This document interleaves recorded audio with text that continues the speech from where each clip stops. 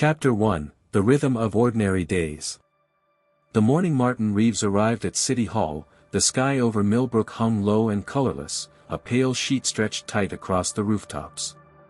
It was the kind of January morning that made everything look slightly unfinished, the bare trees along Hamilton Street, the salt-stained sidewalks, even the faces of people hurrying past with their collars turned up against the wind. Martin had lived in this city for 43 years, raised his daughters here, buried his father in the cemetery on the north side, and in all that time he had learned to read its moods the way a sailor reads the sea. Today felt ordinary. Unremarkable. That was what he would remember later, when he tried to pinpoint the moment everything changed, how utterly normal it had seemed. He pushed through the heavy brass doors of City Hall, nodding to the security guard whose name he could never quite remember, and made his way up the marble staircase to the third floor. His office was at the end of a long corridor lined with photographs of former mayors, their stern faces watching from behind dusty glass. Martin was the Director of Public Works, a position that sounded more important than it was. Mostly it meant overseeing road repairs, snow removal, the maintenance of parks and municipal buildings. It meant attending endless meetings about budgets and permit applications, sitting through presentations on stormwater management and infrastructure assessments. It was work that kept a city functioning, invisible until something went wrong. His assistant, Gloria, was already at her desk when he arrived, typing something with the fierce concentration she brought to everything she did. She'd been with the department for 22 years, longer than Martin himself, and she knew the inner workings of City Hall better than anyone he'd ever met. She looked up as he passed, her reading glasses sliding down her nose. "Coffee's fresh," she said. "And you've got the budget review at 10, the meeting with Councilman Bartlett at 11:30, and Diane called from planning, something about the Henderson Street project." She sounded irritated. "Diane always sounds irritated," Martin said, shrugging off his coat. "What else?" Gloria hesitated, her fingers pausing above the keyboard. "There's a special session this afternoon. 4 o'clock. The mayor's office sent the notice out late yesterday." Martin frowned. "Special session? What's it about?" "Doesn't say. Just says attendance is mandatory for all department heads." She handed him a printed email, and he scanned it quickly. The language was vague, almost deliberately so. Discussion of matters pertaining to municipal development and fiscal planning. The kind of bureaucratic phrasing that could mean anything or nothing. Did they send an agenda? Not yet. Martin set the paper down on Gloria's desk, feeling a small flicker of unease that he couldn't quite name. Special sessions weren't unusual, exactly, but they generally came with more warning, more context. He thought about asking Gloria what she'd heard through the office grapevine. She had an uncanny ability to know things before they were officially announced, but something in her expression stopped him. She looked troubled, though she was trying to hide it. "I'm sure it's nothing," he said, more to reassure himself than her. "Probably," Gloria agreed, but she didn't sound convinced. The morning unfolded in its usual rhythms. The budget review meeting dragged on longer than it should have, bogged down by arguments over line items and projected revenue shortfalls. Councilman Bartlett arrived late for their 11:30 appointment and spent 20 minutes complaining about potholes on Riverside Drive, as if Martin personally controlled the weather and the rate at which asphalt deteriorated. Diane from planning did call back, and she was indeed irritated. The contractor on the Henderson Street project had missed another deadline, and she wanted to know what Martin intended to do about it. By the time he broke for lunch, Martin's head was buzzing with the low-grade tension that came from too many small fires that needed putting out. He walked down to Angelo's Deli on 4th Street, ordered his usual turkey and Swiss on rye, and sat in a booth by the window watching the lunchtime traffic crawl past. The city looked tired in the pale winter light. Millbrook had once been a manufacturing hub, back when his grandfather was young, back when the factories along the river ran 3 shifts and the downtown was crowded with shoppers every Saturday. Those days were long gone. The factories had closed one by one, the department stores had emptied out, and now the downtown survived on a fragile mix of government offices, a few struggling restaurants, and the stubborn loyalty of people who had nowhere else to go. Still, it was home. Martin had been offered a job in the state capital once, years ago, better pay and better prospects, but he'd turned it down. His wife Ellen had been relieved, she'd grown up here too, and neither of them could imagine raising their girls anywhere else. Even now, with both daughters away at college, the thought of leaving felt wrong. This city had problems, sure, but they were his problems. He understood them. He knew the players, the history, the quiet accommodations that kept things moving forward. He finished his sandwich and walked back to City Hall, the cold air biting at his face. In his office, he spent the next 2 hours reviewing permit applications and signing off on purchase orders, the kind of tedious administrative work that required just enough attention to be draining but not enough to be interesting. At 3:45, Gloria knocked on his door. "Special sessions in 15 minutes, she said. Third floor conference room."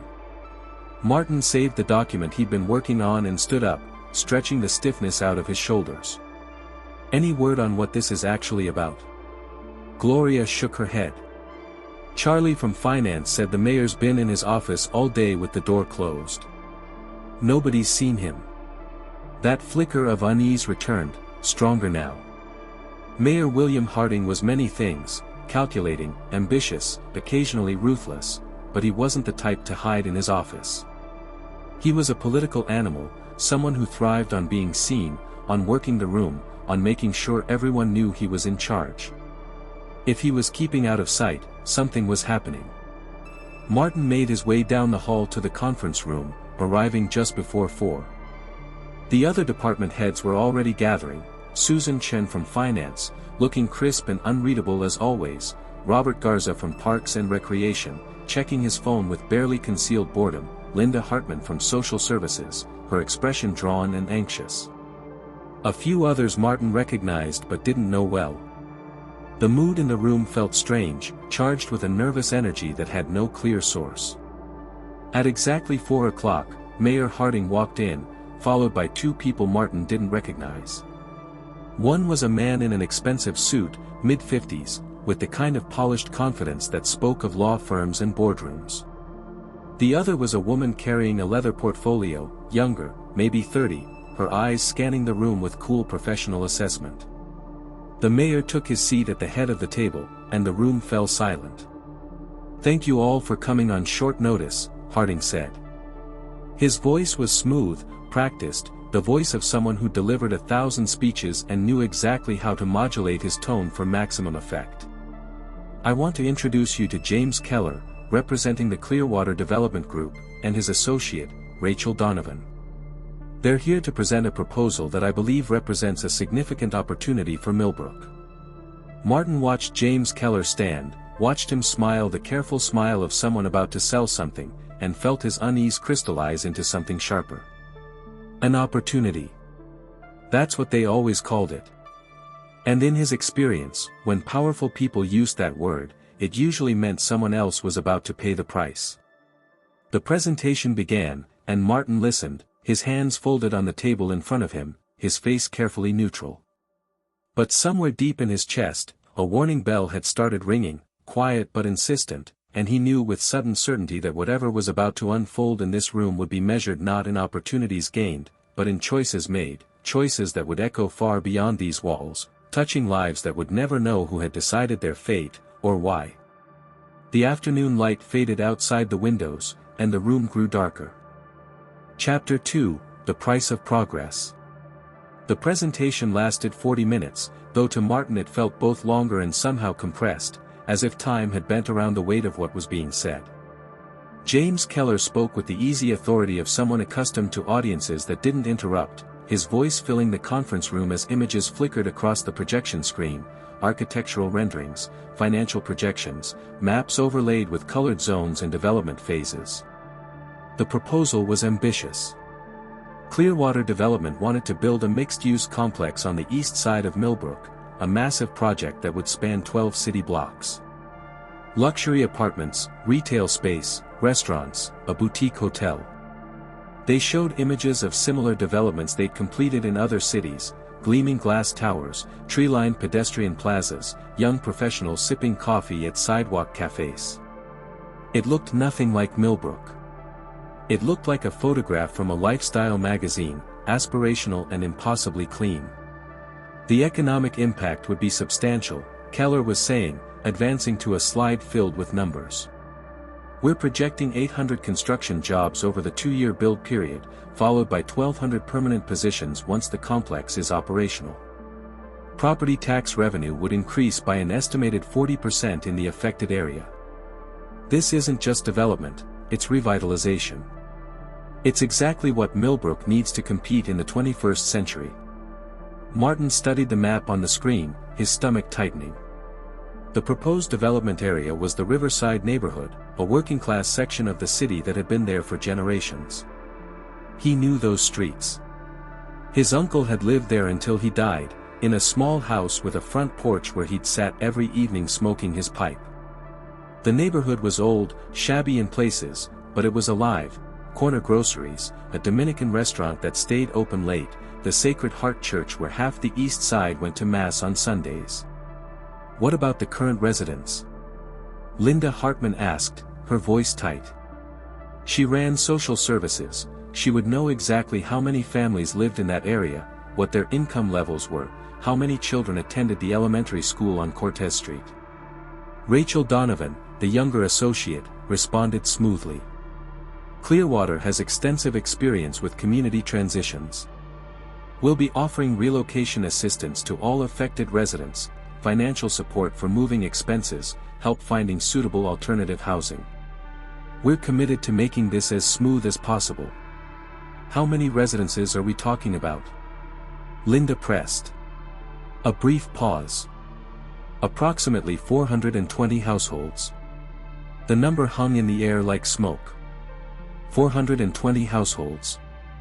Martin did the math quickly in his head, probably somewhere between 12 and 1,500 people. An entire community. They're being relocated, not displaced, Keller interjected, his tone reassuring. This is important to understand. We're not simply removing people, we're providing them with opportunities to move into better housing situations, neighborhoods with lower crime rates, more amenities. Our data shows that in similar projects, the majority of relocated residents report improved quality of life within 12 months. Susan Chen from finance leaned forward. What's the city's financial obligation in this? Minimal, Keller said, and Mayor Harding shifted almost imperceptibly in his chair. The development is privately funded. However, we are requesting the city's cooperation in expediting the permitting process and utilizing eminent domain where necessary to acquire the remaining properties. We're also proposing a tax increment financing district that would allow us to redirect future property tax increases back into infrastructure improvements for the area. There it was. Eminent domain. Martin felt his jaw tighten. The government's power to seize private property for public use, with compensation. Except this wasn't really public use, it was a private development that would benefit a corporation and, presumably, the city's tax base. The legal justification would be economic development, the greater good. But the people who would lose their homes wouldn't be sitting in this room when that decision was made. What's the timeline? Robert Garza asked. We're hoping to break ground by early summer, Keller replied. Which means we need to move quickly on approvals. Mayor Harding has been instrumental in helping us navigate the preliminary stages, and we're grateful for his vision and leadership on this. Martin glanced at the mayor, who was nodding with practiced humility. So Harding had been working on this for a while, probably months, meeting with Clearwater behind closed doors while the rest of them went about their daily business with no idea what was being planned. The special session wasn't about seeking input, it was about presenting a done deal and managing the rollout. The presentation concluded with more images of the envisioned future, happy diverse families walking through landscaped courtyards, professionals working on laptops in sun-drenched co-working spaces. Keller thanked them for their time, and the lights came back up. The room felt smaller somehow, the air heavier. I want to be clear about something, Mayor Harding said, standing. This project has the potential to transform Millbrook's economic future. We've been losing population for 2 decades. Our tax base is shrinking. We can't sustain our current trajectory.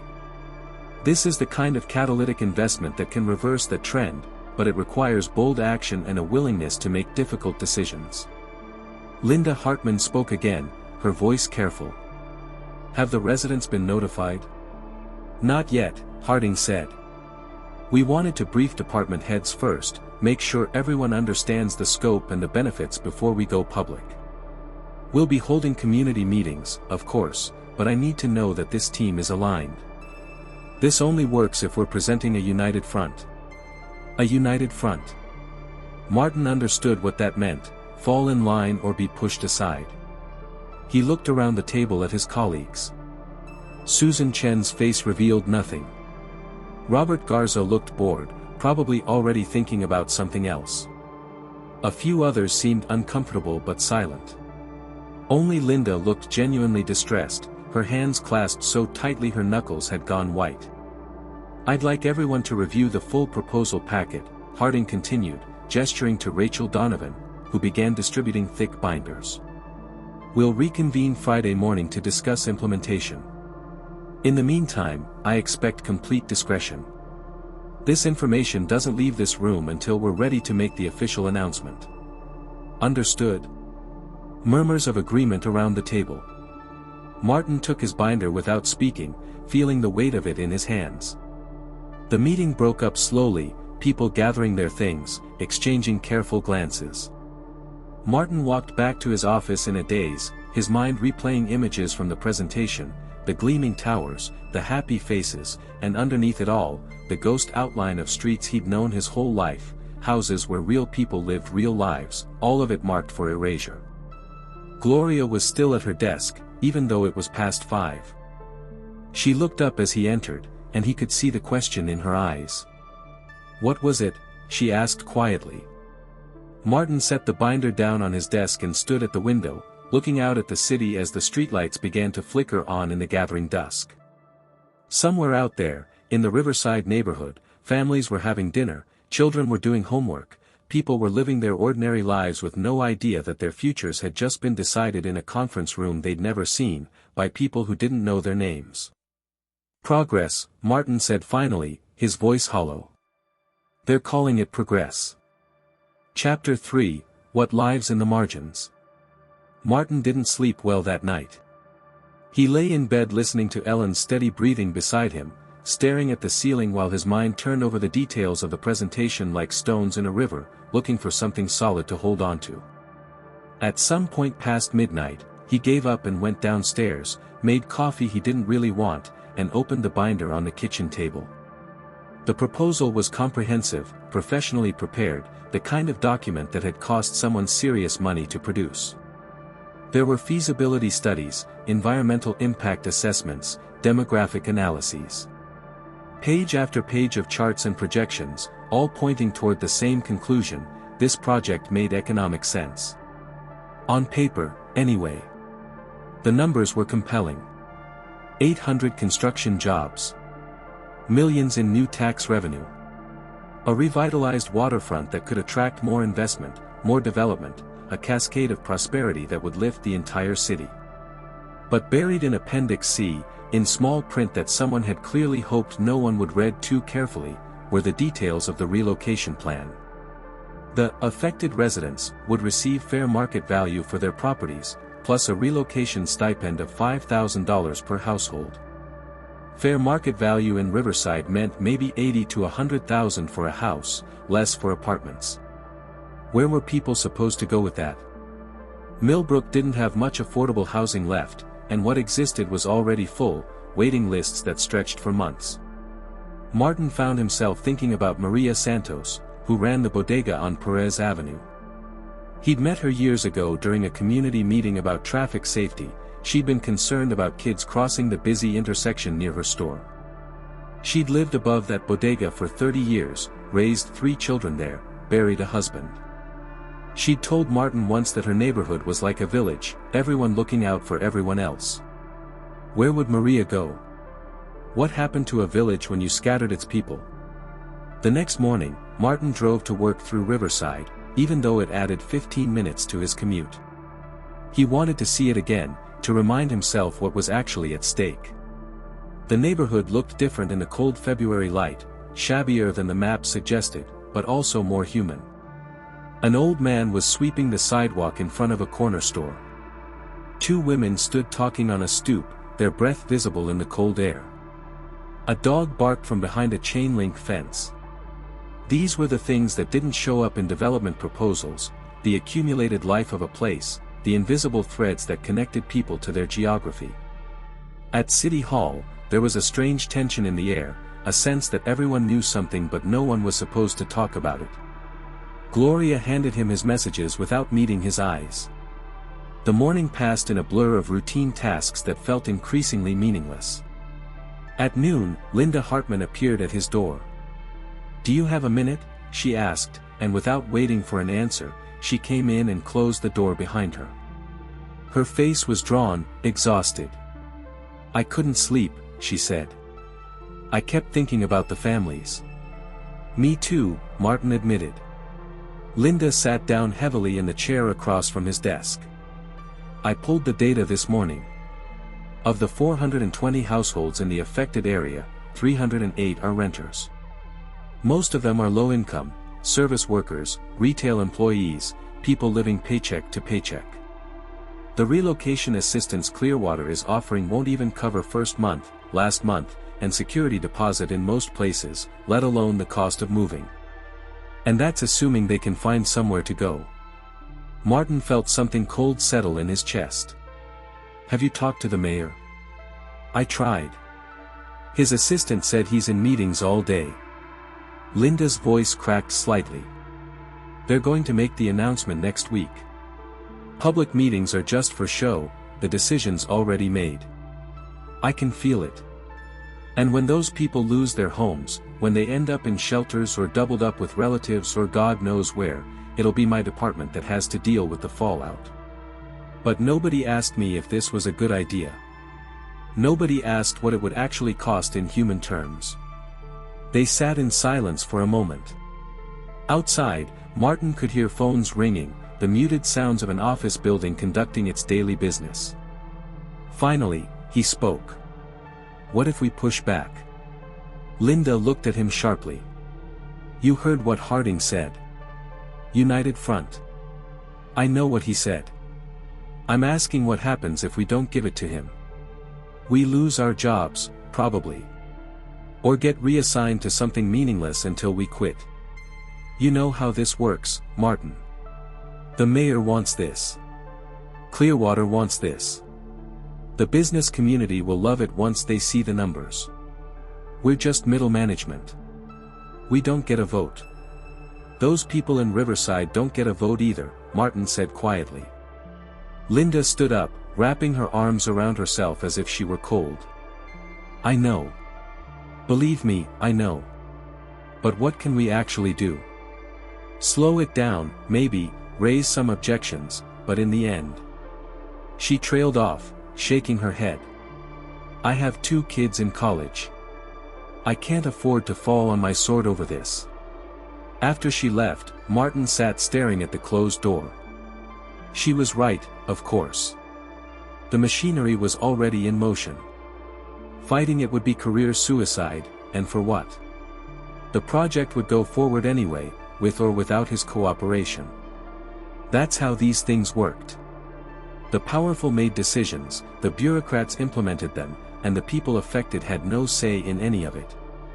That was the unspoken truth that lived in the margins of every municipal government. Some voices mattered, and some didn't. That evening, Martin drove through Riverside again on his way home. He parked on Cortez Street and walked for a while, hands in his pockets, watching the neighborhood settle into dusk. Lights came on in windows. A group of teenagers laughed and jostled each other outside a corner store. An elderly couple walked past holding hands, moving slowly, careful on the uneven sidewalk. He stopped in front of Sacred Heart Church, a modest brick building with a small bell tower. A sign out front advertised bingo on Friday nights, ESL classes on Tuesdays. Through the window, he could see someone inside arranging flowers near the altar. In a few months, this would all be gone. The church, The homes, the corner stores, the accumulated history of generations, all of it erased to make room for something new and profitable and utterly disconnected from the people who had made this place what it was. Martin stood there as the cold seeped through his coat, feeling the weight of his own complicity settling on his shoulders like snow. He had sat in that conference room and said nothing. He had taken the binder and gone home. He was part of the machinery now, whether he wanted to be or not. The question that kept him awake that second night was simpler and more terrible than any he'd faced before. If he knew what was coming, if he understood the harm that would be done, what did his silence make him? He still didn't have an answer when morning came. Chapter 4, The Weight of Witnesses. The announcement came on a gray Tuesday morning, earlier than Martin had expected. Mayor Harding held a press conference in the City Hall atrium, standing before a backdrop that displayed the Clearwater development renderings, those same gleaming towers, those same impossibly clean streets. Television cameras clustered at the front of the small crowd, reporters with notepads, a handful of city council members arranged behind the mayor like a supporting chorus. Martin watched from the second-floor balcony, staying back from the railing where he might be seen. He'd been invited to stand with the others, to be part of the visual confirmation that the city government supported this plan, but he declined, citing a scheduling conflict that didn't exist. It was a small act of resistance, meaningless in the larger scheme, but it was all he could manage. Harding spoke about transformation and opportunity, about Millbrook's bright future, about the courage required to make bold decisions. He made it sound inspiring, inevitable, like a force of nature rather than a choice being made by people who could choose differently. James Keller stood beside him, nodding at the appropriate moments, looking pleased. The questions from reporters were mostly softballs. How many jobs? When will construction begin? What does this mean for the city's tax base? Only one journalist, a young woman from the local NPR affiliate, asked about the residents. What happens to the families currently living in that area?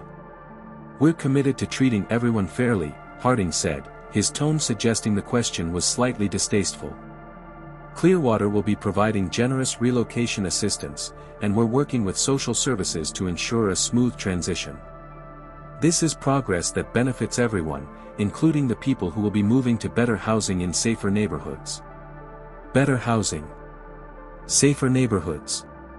The words were designed to make displacement sound like a gift, as if these families were being rescued rather than removed. Martin felt his hands tighten on the balcony railing. The press conference ended, and the crowd dispersed. Martin returned to his office, but he couldn't focus on the work in front of him. He kept checking the news websites, watching the story spread. By afternoon, it was the lead item on every local outlet. The coverage was mostly positive: economic development, job creation, a city moving forward. A few articles mentioned the residents in passing, but always in that same patronizing tone, as if their relocation was a minor detail in a larger success story. That evening, the first community meeting was held at the Riverside Community Center, a squat cinderblock building that served as a gathering place for the neighborhood. Martin hadn't planned to attend, it wasn't required, and his presence might raise questions about why he was there. But as the hour approached, he found himself unable to stay away. He needed to see their faces. He needed to bear witness to what was being done. He arrived late and stood at the back of the crowded room. Every chair was filled, people lined the walls, mothers holding children, elderly residents who'd brought their own folding chairs. The air was thick with anger and fear and confusion. On a small stage at the front, Mayor Harding sat with James Keller and two city council members, looking calm and professional. A microphone had been set up in the aisle for questions. The meeting started with another presentation, a condensed version of what Martin had seen in the conference room. But here, in front of the people whose lives would be upended, the gleaming renderings felt obscene. When Keller talked about revitalization, someone in the crowd shouted, "What about our homes?" When he mentioned relocation assistance, a woman stood up, her voice shaking with rage. $5,000. You think $5,000 is going to help us? Do you know what rent costs in this city? Do you know how hard it is to find a landlord who'll take someone with an eviction on their record, which is what we'll have when you force us out. No one is being evicted, Harding interjected smoothly. These are voluntary sales with fair compensation. Voluntary? The woman's voice rose. How is it voluntary when you're using eminent domain? When you're taking our homes whether we agree or not? The room erupted in shouts of agreement. Martin watched Harding's face remain impassive, practiced. He'd been through protests before, knew how to wait them out, how to project an image of reasonable authority confronting unreasonable emotion. An elderly man made his way to the microphone, moving slowly with a cane. The room quieted to hear him. I'm Eduardo Mendez, he said, his accent thick but his English clear. I came to this country 48 years ago with nothing. I bought my house on Perez Avenue 32 years ago. I raised my family there. My wife died in that house. My grandchildren play in that yard. You're telling me this is progress? For who? Not for me. Not for my neighbors. This is theft dressed up in a nice suit. There was something in the old man's dignity that cut through the noise, made the moment sharp and clear. Martin saw Keller shift uncomfortably. Harding leaned forward. Mr. Mendez, I understand this is difficult. Change is always difficult. But sometimes we have to make hard choices for the greater good of the community. Your neighborhood has high crime rates, aging infrastructure, economic stagnation. This development will bring jobs, investment, opportunities. My neighborhood, Eduardo interrupted, his voice steady, has people who care about each other. Has families who watch out for the children. Has stores where the owners know your name. You call that stagnation. I call that community. And you're destroying it for condos that people like me will never be able to afford. The room erupted again, and this time the anger was too large to contain. People were standing, shouting, some crying. A middle-aged woman with a child on her hip was yelling about schools, about uprooting her daughter in the middle of the year. A young man was demanding to know who would hire all these people with no college degrees for the new jobs Clearwater kept promising. The meeting descended into chaos. Martin slipped out before it ended, unable to watch anymore. He sat in his car in the parking lot, his hands trembling on the steering wheel. Through the community center windows, he could see the meeting still raging, silhouettes gesturing wildly, a whole neighborhood fighting for its life against a decision that had already been made. His phone buzzed. A text from Gloria, the mayor wants all department heads in his office tomorrow 8 a.m. Mandatory. Martin stared at the message, understanding what it meant. They'd witnessed the reaction, seen how this could become a problem. Tomorrow would be about strategy, about managing the optics, about presenting that united front Harding had demanded. They would be asked to stand with the decision publicly, to defend it, to become its instruments. He drove home through streets he'd known his entire life, and they suddenly felt foreign to him, as if he were seeing them for the first time. This was his city. These were his people. And he was part of a system that was about to betray them for money and progress and the vague promise of a better future that would belong to someone else. When he got home, Ellen was already asleep. Martin stood in his darkened living room, looking at the photos on the mantel, his daughters as children, his wedding day, his father in his old police uniform. 3 generations rooted in this place. He thought about what legacy he wanted to leave them, what kind of man he wanted them to remember. The choice was crystallizing, becoming unavoidable. He could stay silent, keep his job, be a good soldier. Or he could speak. Both paths led to consequences he wasn't ready to face. Chapter 5, The Echo of Closed Doors. Martin arrived at the mayor's office at 7:50 in the morning, earlier than required but unable to stay home any longer. He'd barely spoken to Ellen at breakfast, just kissed her goodbye and told her he loved her, words that felt heavier than usual. She'd looked at him strangely, sensing something, but hadn't asked. Maybe she didn't want to know. The other department heads filed in over the next 10 minutes, taking their seats around the conference table with the wary expressions of people who knew they were being called to account. Linda Hartman looked like she hadn't slept. Susan Chen was impeccable as always, her face a professional mask.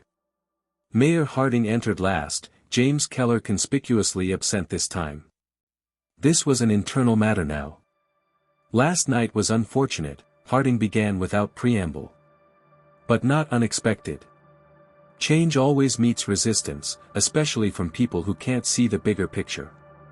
What matters now is how we move forward. The city council votes next week, and I need to know that everyone in this room is prepared to publicly support this project. He looked around the table, making eye contact with each person. When his gaze reached Martin, it lingered for a moment, questioning. I want to hear from each of you, Harding continued. Any concerns, put them on the table now. But understand, once we leave this room, we speak with one voice. Susan Chen went first, offering a measured assessment of the financial benefits and some minor suggestions about the timing of bond issuances. Robert Garza talked about park maintenance contracts. Others followed with technical questions, procedural clarifications, the kind of bureaucratic minutiae that avoided the central moral question. Then it was Linda's turn. She took a breath, and Martin could see her wrestling with herself.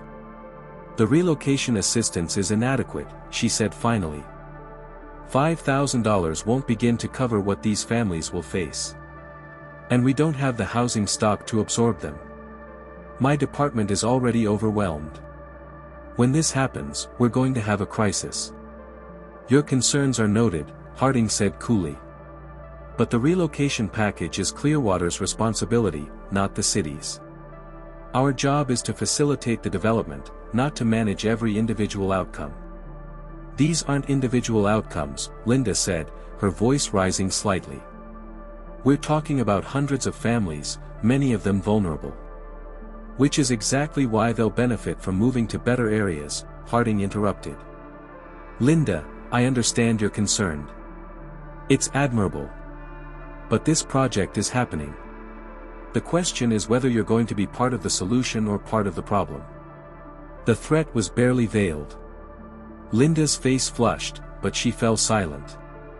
Harding turned to Martin. Public Works will be essential to the infrastructure coordination. I assume you're on board. This was the moment. Martin felt it arrive like a train he'd been watching approach from a long distance. Every eye in the room was on him. He thought about Eduardo Mendez standing at that microphone, about Maria Santos who would lose her bodega, about the teenagers laughing on Cortez Street who would be scattered to different schools, different neighborhoods, their friendships severed by decisions made behind closed doors. He thought about his daughters, about what he would tell them when they asked what he did when it mattered. No, Martin said quietly. I'm not. The silence that followed was absolute.